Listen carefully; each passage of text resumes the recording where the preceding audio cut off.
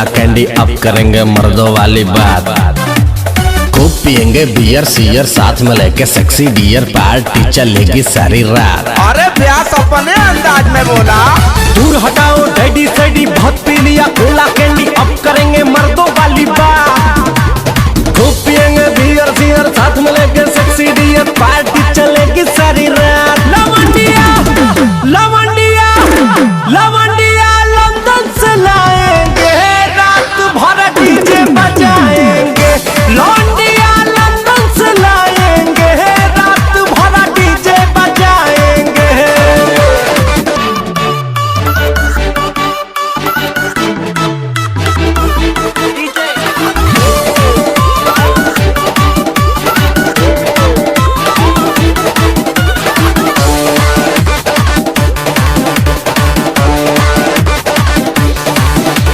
रजनी के स्टाइल में सिगरेट जलाएंगे, धुएं का छल्ला बनाकर उड़ाएंगे।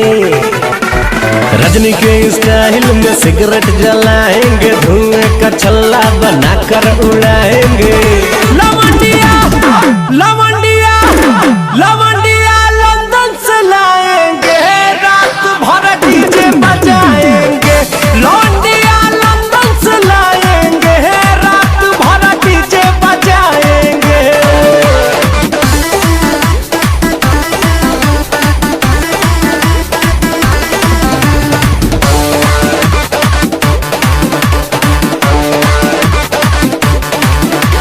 अंग्रेजी बेबी को देसी पिलाएंगे, भोजपुरिया गानों पे ठुमका लगाएंगे। अंग्रेजी बेबी को देसी पिलाएंगे, भोजपुरिया गानों पे ठुमका लगाएंगे।